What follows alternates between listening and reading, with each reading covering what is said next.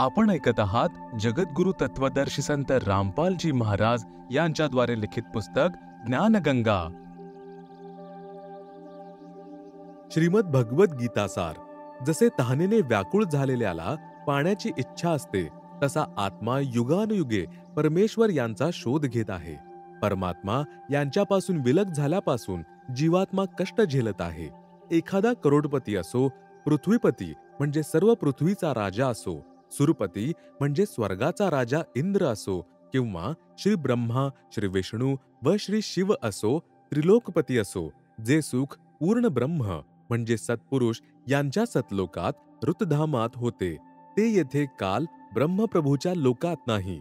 कारण जन्म, मृत्यू किंवा केलेल्या कर्माचे भोग हे मिळतातच. प्रमाण गीता अध्याय 2 श्लोक 12, अध्याय 4 श्लोक 5.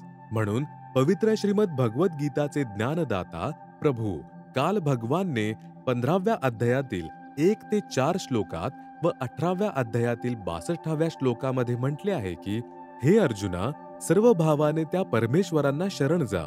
त्यांच्या कृपेनेच तुला परम शांती मिळेल व तू सतलोकास म्हणजे शाश्वतम स्थानम प्राप्त होशील. त्या परमेश्वर यांचे तत्वज्ञान व भक्तिमार्ग मी म्हणजे गीता ज्ञानदाता जाणत नाही. त्या तत्वज्ञानास तत्वदर्शी संतांजवळ जाऊन त्यांना दंडवत घाल आणि विनम्र भावाने प्रश्न कर. तेव्हाच ते तत्वदर्शी संत तुला परमेश्वर यांचे तत्वज्ञान सांगतील. त्यानंतर त्यांच्या सांगितलेल्या भक्तिमार्गावर सर्वस्व भावाने लाग. प्रमाण गीता अध्याय 4 श्लोक 34. तत्वदर्शी संताची ओळख गीताच्या 15व्या अध्यायातील पहिल्या श्लोकामध्ये सांगून म्हटले आहे की, हा संसार उलटे लटकलेल्या वृक्षासारखा आहे, ज्याच्या वरच्या बाजूला मुळे व खाली शाखा आहेत. जो या संसाररूपी वृक्षाविषयी जाणतो तो तत्वदर्शी संत आहे. गीता अध्याय 15 श्लोक 2 ते 4 मध्ये म्हटले आहे की, त्या संसाररूपी वृक्षाच्या 3 गुणरूपी रजगुण ब्रह्मा, सद्गुण विष्णू, तमगुण शिव या शाखा आहेत, ज्या स्वर्ग, पाताळ व पृथ्वी या 3 लोकांमध्ये वर व खाली पसरलेल्या आहेत. या संसाररूपी उलटे लटकलेल्या वृक्षाविषयी म्हणजेच सृष्टीच्या रचनेविषयी मी गीताच्या ज्ञानामधून सांगू शकणार नाही. येथे विचार काळामध्ये म्हणजे गीता ज्ञान, जे ज्ञान मी तुला सांगत आहे ते पूर्ण ज्ञान नाही. त्यासाठी गीताच्या 4थ्या अध्यायातील 34व्या श्लोकामध्ये संकेत केलेला आहे, ज्यामध्ये म्हटलेले आहे की, पूर्ण ज्ञानासाठी म्हणजे तत्वज्ञानासाठी तत्वदर्शी संताजवळ जा, तेच त्याबद्दल सांगतील. मला त्याचे पूर्ण ज्ञान नाही.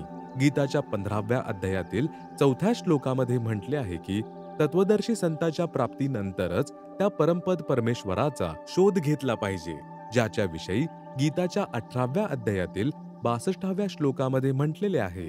तेथे गेल्यानंतर साधक पुन्हा परत येत नाही, म्हणजेच त्याला संपूर्ण मोक्ष प्राप्त होतो. ज्या पूर्ण परमात्म्यांपासून उलट्या संसाररूपी वृक्षाची प्रवृत्ती विस्ताराला प्राप्त झाली आहे. भावार्थ असा आहे की, ज्या परमेश्वराने संपूर्ण ब्रह्मांडाची रचना केलेली आहे, तो मी म्हणजे गीता ज्ञानदाता ब्रह्म स्वतः देखील आदिपुरुष परमेश्वर म्हणजेच पूर्ण परमात्मा यांना शरण आहे. त्यांची साधना केल्याने अनादि मोक्ष म्हणजे पूर्ण मोक्ष प्राप्त होतो. तत्वदर्शी संत तेच आहेत जे वर मूळ व खाली 3 गुणरूपी शाखा म्हणजे रजगुण ब्रह्माजी, सद्गुण विष्णूजी व तमगुण शिवजी व खोड व मोठी फांदी यांची पूर्ण माहिती देतील. कृपया उलटे लटकलेले संसाररूपी वृक्षाचे चित्र पहा. स्वतः रचलेल्या सृष्टीचे पूर्ण ज्ञान म्हणजे तत्वज्ञान स्वतःच पूर्ण परमात्मा कबीर देव म्हणजे कबीर परमेश्वर यांनी तत्वदर्शी संताची भूमिका करून कबीरगिरीही कबीर वाणीद्वारे सांगितले आहे. प्रमाण ऋग्वेद मंडल 9 सूक्त 96 मंत्र 16 ते 20 पर्यंत व ऋग्वेद मंडल 10 सूक्त 90 मंत्र 1 ते 5 व अथर्ववेद कांड 4 अनुवाक 1 मंत्र 1 ते 7 मध्ये. कबीर अक्षर पुरुष एक पेड़ है, ज्योति निरंजन वाकी डार, तीनों देवा शाखा है, पात रूप संसार. पवित्र गीतामध्ये देखील 3 प्रभू, 1 क्षरपुरुष अर्थात ब्रह्म, 2 अक्षर पुरुष अर्थात परब्रह्म व 3 परम अक्षर पुरुष अर्थात पूर्ण ब्रह्म यांच्याविषयी वर्णन आलेले आहे. प्रमाण गीता अध्याय 15 श्लोक 16-17, अध्याय 8 श्लोक 1 चे उत्तर श्लोक 3 मध्ये आहे. ते परम अक्षर ब्रह्म आहेत. आणि 3 प्रभूंचे आणखी एक प्रमाण गीता अध्याय 7 श्लोक 25 मध्ये गीता ज्ञानदाता काल ब्रह्मने आपल्याविषयी म्हटले आहे की मी अव्यक्त आहे. हा प्रथम अव्यक्त प्रभू झाला. नंतर गीता अध्याय 8 श्लोक 18 मध्ये म्हटले आहे की हा संसार दिवसा अव्यक्त म्हणजे परब्रह्म कडून उत्पन्न झालेला आहे. नंतर रात्रीच्या वेळी त्यात लीन होऊन जातो. हा दुसरा अव्यक्त झाला. अध्याय 8 श्लोक 20 मध्ये म्हटले आहे की त्या अव्यक्तपेक्षाही दुसरा जो अव्यक्त म्हणजे पूर्ण ब्रह्म आहे तो परमदिव्य पुरुष सर्व प्राणी नष्ट झाले तरी नष्ट होत नाही. हा तिसरा अव्यक्त झाला. हेच प्रमाण गीता अध्याय 2 श्लोक 17 मध्ये देखील आहे की नाशरहित त्या परमात्मा यांना जाण ज्याचा नाश करण्यास कोणीही समर्थ नाही. आपल्याविषयी गीता ज्ञानदाता प्रभू म्हणजे ब्रह्म अध्याय 4 मंत्र 5 व अध्याय 2 श्लोक 12 मध्ये म्हणत आहे की मी तर जन्म मृत्यूमध्ये म्हणजेच नाशवान आहे. वरील संसाररूपी वृक्षाचे मूळ तर परम अक्षर पुरुष म्हणजेच पूर्ण ब्रह्म कबीर देव आहे. यांनाच तिसरा अव्यक्त प्रभू म्हटले आहे. वृक्षाच्या मुळापासूनच सर्व वृक्षाला आहार मिळतो. यासाठी गीता अध्याय 15 श्लोक 17 मध्ये म्हटले आहे की वास्तविक परमात्मा हा क्षरपुरुष म्हणजेच ब्रह्म व अक्षर पुरुष म्हणजे परब्रह्म यांच्यापेक्षाही वेगळाच आहे. जो तिन्ही लोकांमध्ये प्रवेश करून सर्वांचे पालन पोषण करतो तोच वास्तविक अविनाशी आहे. गीता अध्याय 15 श्लोक 1 ते 4 व 16 ते 17 चे सारांश रूपचित्र. 1. क्षरचा अर्थ आहे नाशवान. कारण ब्रह्म अर्थात गीता ज्ञानदाता स्वतः म्हणत आहे की अर्जुन तू आणि मी तर जन्ममृत्यूमध्ये आहे. प्रमाण गीता अध्याय 2 श्लोक 12 अध्याय 4 श्लोक 5 मध्ये. 2. अक्षर याचा अर्थ आहे अविनाशी. येथे परब्रह्म याला देखील स्थायी म्हणजेच अविनाशी म्हटलेले आहे. परंतु हाही वास्तवामध्ये अविनाशी नाही. हा चिरस्थायी आहे. जसा एक मातीचा कप जो पांढऱ्या रंगाचा चहा पिण्याच्या कामी येतो पण तो खाली पडताच फुटतो, अशी स्थिती ब्रह्म काल अर्थात क्षरपुरुषची समजा. दुसरा कप स्टीलचा असतो जो मातीच्या कपाच्या तुलनेत अधिक टिकणारा म्हणजे अविनाशी वाटतो, परंतु त्यालाही गंज लागतो व नष्ट होतो. भले त्याला वेळ जास्त लागो, म्हणून हाही वास्तवमध्ये अविनाशी नाही. तिसरा कप सोन्याचा आहे. सोने हा धातू मुळातच अविनाशी आहे ज्याचा नाश होत नाही. जसे परब्रह्म म्हणजे अक्षर पुरुष यांना अविनाशीही म्हटले आहे आणि वास्तवामध्ये अविनाशी तर या दोघांहून अन्य आहे. त्यामुळे अक्षर पुरुषास अविनाशी देखील म्हटलं जाऊ शकत नाही. कारण 7 रजगुण ब्रह्मा यांच्या मृत्यूनंतर 1 सद्गुण विष्णू यांचा मृत्यू होतो. 7 सद्गुण विष्णू यांच्या मृत्यूनंतर 1 तमगुण शिव यांचा मृत्यू होतो. जेव्हा तमगुण शिव यांचा 70,000 वेळा मृत्यू होतो तेव्हा 1 क्षरपुरुष म्हणजे ब्रह्म याचा मृत्यू होतो. हे परब्रह्म म्हणजे अक्षर पुरुषचे 1 युग असते. अशा 1000 युगांचा परब्रह्म यांचा 1 दिवस व एवढीच रात्र असते. 30 दिवस रात्रींचा 1 महिना, 12 महिन्यांचे 1 वर्ष व 100 वर्षांचे परब्रह्म अक्षर पुरुषाचे आयुष्य आहे. तेव्हा हे ब्रह्मांड व सर्व ब्रह्मांडे जी सतलोकाच्या खाली आहेत नष्ट होतात. काही काळानंतर खालील सर्व ब्रह्मांडांची ब्रह्म व परब्रह्म यांच्या लोकांची रचना पूर्ण ब्रह्म अर्थात परम अक्षर पुरुष करतो. अशा प्रकारे हे तत्वज्ञान समजायचे आहे. परंतु परम अक्षर पुरुष अर्थात पूर्ण ब्रह्म म्हणजे सत्पुरुष व त्यांचे सतलोक म्हणजे ऋतधामासह वरच्या भागातील अलख लोक, अगम लोक व अनामी लोक कधीही नष्ट होत नाहीत. यासाठी गीता अध्याय 15 श्लोक 17 मध्ये म्हटले आहे की वास्तवात उत्तम प्रभू म्हणजे पुरुषोत्तम तर ब्रह्म क्षरपुरुष तसेच परब्रह्म अक्षर पुरुषपेक्षा वेगळाच आहे. जो पूर्ण ब्रह्म परम अक्षर पुरुष आहे आणि तेच वास्तवात अविनाशी आहेत. तेच सर्वांचे पालनपोषण करणारे संसाररूपी वृक्षाचे मूळरूपी पूर्ण परमात्मा आहेत. वृक्षाचा जो भाग जमिनीच्या लगेच बाहेर नजरेत येतो त्याला खोड म्हणतात. त्यास अक्षर पुरुष परब्रह्म समजा. खोडालाही आहार जड म्हणजे मुळापासून प्राप्त होतो. नंतर खोडापासून पुढे वृक्षाच्या कित्येक फांद्या असतात. त्यामधील एक फांदी ब्रह्म म्हणजे क्षरपुरुष आहे. त्यालाही आहार मुळापासून म्हणजेच परम अक्षर पुरुष यांच्याकडूनच प्राप्त होतो. त्या फांदीला क्षरपुरुष किंवा ब्रह्म समजा. 3 गुण रजगुण ब्रह्मा, सत्गुण विष्णू व तमगुण शिव रूपी फांद्या आहेत. यांनाही आहार मूळ परम अक्षर पुरुष अर्थात पूर्ण ब्रह्मकडून प्राप्त होतो. या 3 शाखांपासून पर्ण पान रूपामध्ये अन्य प्राणी आश्रित आहेत. त्यांनाही वास्तवात आहार मुळापासून म्हणजे परमअक्षर पुरुष अर्थात पूर्ण ब्रह्मकडून प्राप्त होतो. त्यामुळे सर्वांना पूज्य असे पूर्ण परमात्माच सिद्ध झाले. असे देखील म्हणता येत नाही की पानांपर्यंत आहार पोचवण्यात खोड, मोठी फांदी व फांदींच्या शाखा यांचे काहीच योगदान नाही. यामुळे सर्वच आदरणीय आहेत, परंतु पूजनीय मात्र केवळ मूळ म्हणजे जडच असते. आदर व पूजा यामध्ये अंतर आहे. जसे पतिव्रता स्त्री आदर तर सर्वांचा करते, मोठ्या दिराचा मोठ्या भावासारखा, दिराचा लहान भावासारखा, परंतु पूजा आपल्या पतीचीच करते. म्हणजे जो भाव आपल्या पतीत असतो तो अन्य पुरुषात पतिव्रता स्त्रीचा असू शकत नाही. दुसरे उदाहरण, एक वेळा हरियाणा प्रांतामध्ये पूर आला होता. त्यावेळी 600 कोटींचे नुकसान झाले होते. त्याची पूर्ती हरियाणा सरकार करू शकत नव्हती, कारण हरियाणा सरकारचे पूर्ण वार्षिक बजेटच 900 कोटी रुपयांचे होते. देशाच्या प्रधानमंत्र्यांनी ती नुकसान भरपाई भरून दिली होती. त्या 600 कोटी रुपयांचे वितरण हरियाणा सरकारच्या अधिकारी तथा कर्मचाऱ्यांनी केले होते. ज्यांना मदत मिळाली ते तर याबद्दल अनभिज्ञ होते. ते तर त्या वितरणकर्त्यालाच मदतकर्ता मानत राहिले. भविष्यामध्येही ते त्यांच्याकडून अशा मदतीची आशा करत राहतात. ते त्यांचीच पूजा, लाच आदी देणे करत बसतात.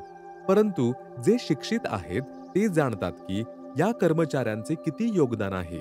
ते आदर करतात, परंतु पूजा म्हणजे लाच आदी देणे करत नाहीत, नाही अन्य कार्याच्या सिद्धीची आशा करतात. पूर निधीच्या वितरणानंतर त्या क्षेत्रामध्ये प्रांताचे मंत्री आले. त्यांनी सांगितले की मी आपल्या क्षेत्रासाठी 10 लाख रुपये दिले. तसेच त्याच गावातील यादीतून नावे वाचून दाखवली.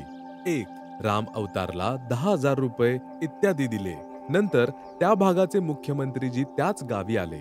त्यांनीही तीच यादी वाचून दाखवली. तसेच म्हणाले की मी आपल्या गावासाठी 10 लाख रुपये दिले. राम अवतारला 10,000 रुपये इत्यादी दिले. त्यानंतर त्याच गावात देशाचे प्रधानमंत्रीजी आले. त्यांनीही म्हटले की मी आपल्या गावास 10 लाख रुपये दिले तथा तीच यादी वाचून दाखवली, ज्यात लिहिले होते की राम अवतारला 10,000 रुपये दिले. राम अवतार म्हणाला की हे सगळे खोटे बोलत आहेत, मला तर पटवाऱ्याने पैसे दिले आहेत. तो अज्ञानी राम अवतार अज्ञानामुळे गावच्या पटवाऱ्याची पूजा करून आपल्या अन्य सर्व कार्यांची सिद्धी इच्छितो. जे शिक्षित आहेत ते जाणतात की प्रधानमंत्र्यांनी मदत दिली नसती तर मुख्यमंत्री, मंत्री व पटवारी काहीच देऊ शकले नसते. जर मुख्यमंत्र्यांनी आपल्या कोट्यातून मदत दिली असती तर पूरग्रस्तांना जास्तीत जास्त 100 रुपये देऊ शकले असते, जे नाममात्रच असते. अशा प्रकारे समजदार व्यक्ती हे जाणतो की कोणाची किती पात्रता, क्षमता आहे. त्या प्रमाणातच त्यांच्यामध्ये आस्था असते. त्यांना अनादरणीय कोणीच नसते, परंतु पूजेसाठी मात्र विचार करूनच निवड करतात. अशाच प्रकारे गीता अध्याय 2 श्लोक 46 मध्ये म्हटले आहे की अर्जुन अत्यंत विशाल जलाशयाच्या, ज्याच्यातील पाणी 10 वर्षे पाऊस पडला नाही तरीही समाप्त होत नाही, प्राप्तीनंतरही लहान जलाशयामध्ये ज्याचे पाणी एखाद्या वर्षी पाऊस पडला नाही तरी समाप्त होते, जशी आस्था राहते तशीच पूर्ण परमात्मा यांच्यापासून मिळणारे लाभ यांच्या प्राप्तीचा ज्ञान परिचय झाल्यानंतरही तुझी आस्था अन्य प्रभूंमध्ये तशीच राहून जाईल. तो छोटा जलाशय वाईट नाही वाटत, परंतु त्याच्या क्षमतेविषयी माहिती आहे की हा तर काम चलाऊ आहे.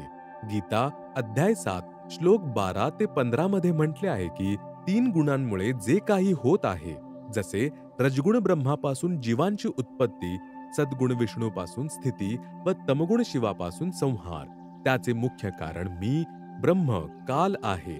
जे साधक 3 गुणांची रजगुण ब्रह्मा, सद्गुण विष्णू, तमगुण शिव पूजा करतात ते राक्षस स्वभाव धारण केलेले, मनुष्यात नीच दुष्कर्म करणारे मूर्ख मज ब्रह्मची पण भक्ती करत नाहीत. त्यानंतर आपल्या भक्तीलाही निकृष्ट अनुत्तमाम म्हटले आहे. गीता अध्याय 7 श्लोक 18 मध्ये, गीता अध्याय 15 श्लोक 4 आणि गीता अध्याय 18 श्लोक 62 मध्ये म्हटलेले आहे की पूर्ण परमात्मा यांची भक्ती केल्यानेच पूर्ण लाभ, पूर्ण मोक्ष प्राप्त होतो. जी शास्त्रविधीनुसार भक्ती आहे, अन्य प्रभूंची इष्ट रूपामध्ये साधना शास्त्रविधी विरुद्ध असल्याने व्यर्थ आहे. प्रमाण गीता अध्याय 16 श्लोक 23-24 मध्ये. जसे आंब्याचे रोप नर्सरीतून आणून त्याचे मूळ जमिनीत खड्डा खोदून गाडले, त्यानंतर मुळाला पाणी घालून पूजा केली, तर ते रोप मोठा वृक्ष बनेल. नंतर त्याच्या फांद्यांना फळे लागतील. जर एखाद्याने फांद्या जमिनीमध्ये गाडून मूळ वर केले आणि रोपास पाणी घालत असेल तर ते रोप सुकून जाईल. कृपया सरळ लावलेल्या व उलटे लावलेल्या भक्तिरूपी रोपाचे चित्र याच पुस्तकाच्या पृष्ठ नंबर 179 व 180 वर पहा. भावार्थ असा आहे की साधकाने पूर्ण परमात्मा यांची मूळ साधना, पूजा इष्ट रूपामध्ये केली तर त्याचे फळ तिघेही ब्रह्मा, विष्णू, शिव या फांद्या हेच प्रदान करतील. कारण हे भगवान केलेल्या कर्माचे फळ जसे आहे तसेच देतात. जर आपणाला एखाद्या कंपनीमध्ये नोकरी मिळवायची असेल तर कंपनीच्या किंवा फॅक्टरीच्या मालकाची पूजा करायला हवी. प्रार्थना पत्राद्वारे याचना करून नोकरी मिळवावी लागते आणि नोकरी म्हणजे पूजा मालकाचीच करायची असते. जे काम त्या नोकरास सांगितले जाते ते तो आपल्या सेवा काळात करतो. ही मालकाचीच पूजा म्हणजे नोकरी झाली. नोकरी म्हणजे पूजेचा पगार त्या मालकाचे इतर नोकर, अधिकारी किंवा कर्मचारी देतात. जसे शिफ्ट अधिकारी उपस्थितीच्या आधारे पगाराची रक्कम काढून रोखपाल यांच्याकडे पाठवितो. तिथून त्या नोकराला सेवेचे फळ प्राप्त होते. शिफ्ट ऑफिसर व कॅशियर केवळ त्याने केलेल्या कर्माचे फळच देतात. त्यामध्ये कोणतेच परिवर्तन करू शकत नाहीत. ते तुमच्या पगारात 1 रुपयाही वाढवू शकत नाहीत अथवा कमी करू शकत नाहीत. जर तो कंपनीच्या मालकाचा नोकर म्हणजे पुजारी पवित्र नीतीने नोकरी म्हणजे पूजा करत असेल तर मालकच त्याच्या सेवेच्या धनराशीमध्ये वृद्धी करतो किंवा वरून वेगळी बक्षीसरूपी धनराशी अधिक देतो.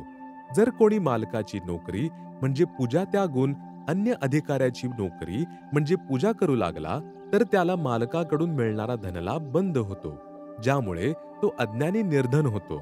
अधिकारी त्यास तेवढा सेवेचा पगार देऊ शकत नाहीत. फॅक्टरी मालकाच्या तुलनेमध्ये अत्यंत कमी सुविधा मिळाल्यामुळे अन्य अधिकाऱ्यांचा सेवक अर्थात एका मालकाचा त्याग करून दुसऱ्याचीच उपासना करतो तो महादुःखी होऊन जातो.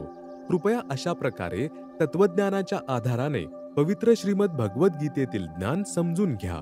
पूर्ण ब्रह्म कुळ मालक स्वामी यांच्या पूजेचा त्याग करून अन्य देवतांची पूजा करण्याने साधकास पूर्ण लाभ प्राप्त होत नाही आणि साधक साधना करीत असूनही महाकष्ट सहन करत राहतो. यासाठी पवित्र गीता अध्याय 7 श्लोक 12 ते 15 व 20 ते 23 पर्यंत 3 गुण अर्थात 3 देवतांची रजगुण ब्रह्मा, सद्गुण विष्णू व तमगुण शिव पूजा करणारे राक्षस स्वभाव धारण केलेले मनुष्यांमध्ये नीच दुष्कर्म करणारे मूर्ख म्हटले गेलेले आहेत. कारण ते माझी म्हणजे ब्रह्म अक्षर पुरुष फॅक्टरीच्या मालकाच्या शिफ्ट ऑफिसरची पूजा म्हणजे नोकरी करत नाहीत. भावार्थ असा की जे 3 देवता व अन्य देवतांची पूजा करतात, कॅशियरची नोकरी करतात, त्यांना मूर्ख व राक्षस स्वभावाचे राक्षस म्हटले आहे. जसे ज्या व्यक्तीची मिळकत कमी असते ती काहीतरी अफरातफर अवश्य करणारच, तो कधीतरी चोरी अथवा भेसळ आदी छळकपटाचा मार्ग स्वीकारतो, ज्यामुळे समाजात निंदनीय होतो व दरिद्री बनतो. अशा प्रकारे 3 देवतांची म्हणजे श्री ब्रह्माजी, श्री विष्णूजी, श्री शिवजी व अन्य देवतांची पूजा करण्याने पूर्ण लाभ प्राप्त होत नाही, ज्या कारणाने साधक कपट व अन्य विकारही करत राहतो. नंतर पापकर्माचा दंड देखील भोगावा लागतो. म्हणून ब्रह्म अर्थात क्षरपुरुष शिफ्ट ऑफिसर म्हणत आहे की हे अज्ञानी साधक माझी पूजा देखील म्हणजे नोकरी करत नाहीत.